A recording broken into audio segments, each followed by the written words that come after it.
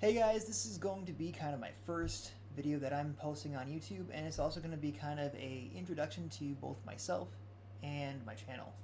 My name is Zach. I also go by Red Archer here online, and my channel is going to be mainly focusing on gameplay for games that I'm playing right now. It could be older games or it could be the newest thing that has just released. I do plan on doing streams for the games that I play, and I also do plan on making like those kind of classic multi-part series that you see on YouTube, and just kind of playing through different games until completion. I'll be joined by some friends I have online, and I'll also be joined by my wife here every once in a while. I might do some reacting videos to maybe new movie trailers. I might review said movies once I go see them. I'll also probably do a review of some games after I finish playing them as new things come out. I also plan on doing videos kind of like this, where I sit down in front of the camera and talk about topics that I find interesting or maybe a little bit concerning, kind of like today's topic. And today's topic is the RAM situation. I want to say, first off, this isn't like a scripted video. I'm just kind of talking about how I feel on the topic and what my thoughts are on it and what it kind of means for gaming in general. Um, so the RAM situation is being caused by the current rise in generative AI. Both Micron and Nvidia have gone to say that they are going to be reducing their commitment to making products for the general consumer so that they can focus more on AI, which is extremely unfortunate. Micron is one of the main producers of RAM, and Nvidia has always been a company that has tried to kind of put consumers first. It hasn't been like that for a while, but at least they have still been committed to making their products for the general market. But now they are going to be they have said that they are going to be going to 2026 with the intention to reduce their graphics card production and production for the general markets by 40 to 60%, which is going to be hugely detrimental to anyone trying to build a new PC, upgrade their current PC, and also any products that use NVIDIA graphics cards, and also, of course, RAM. It's going to affect more than just the gaming hobby. It's going to affect everything. It's going to affect the production of vehicles, because with all the computer parts in vehicles nowadays, they need RAM for that multitasking that happens in the background in your car nowadays. But getting back on topic to what this specifically means for gaming, I think this push for generative AI is hugely detrimental, not only to gaming as a hobby, but just to media in general. Anytime that generative AI has had a hand in the creation of the final product of what you're viewing, you can tell. If the script was AI generated, you can tell because the plot doesn't make sense, it just feels soulless, and the dialogue sucks. When you have AI generated assets, like in Black Ops 7, that just came out at the end of 2025, you can tell because like there are calling cards that are just fully AI generated assets. You can tell because it's got that like really cheap Studio Ghibli AI generated look to it. You can tell.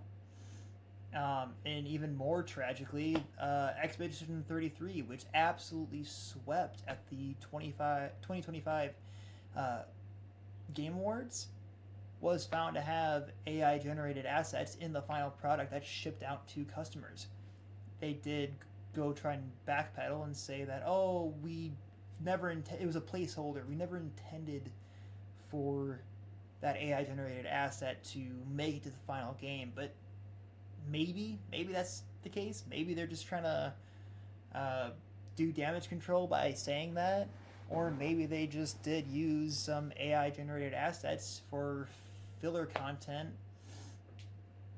But either way, it's that really sucks, because it's a game that a lot of people liked all year long. People were playing it and enjoying it, and then to find out that it had AI generated stuff in there from the beginning, it's really unfortunate. And a lot of people felt betrayed by Clair Obscura, I think is the developer. I know that the game is called Clair Obscura's Expedition 33, but that's beside the point. The main thing to take away from this is that the prices for these parts that are going to be in your PC that I have, like I have right here, these parts are going to be going up a lot in 2026. And going forward, if you're going to be building a PC, you kind of have to be a little bit more picky about what you need your PC to do. If you're going to be doing a lot of multitasking, then you're going to need that extra RAM. You probably won't be able to get away with 16 gigabytes of RAM like how my pre-built iBuyPower PC came with. My it's single channel 16 gigabytes of RAM is what my first PC came with, and I'm now running 6 of 16 gigabytes to come out to 32 gigabytes dual channel RAM. But that's just because when I started doing things with OBS, recording gameplay and streaming stuff, things kind of slowed down a little bit because of not having enough RAM. So if you're just going to be playing games, you might be good with 16 gigabytes. You might not need to do that extra, drop the extra $400 for 32 gigabytes of dual channel RAM. As far as the graphics card goes, I'm running a 5070 NVIDIA graphics card. It works great.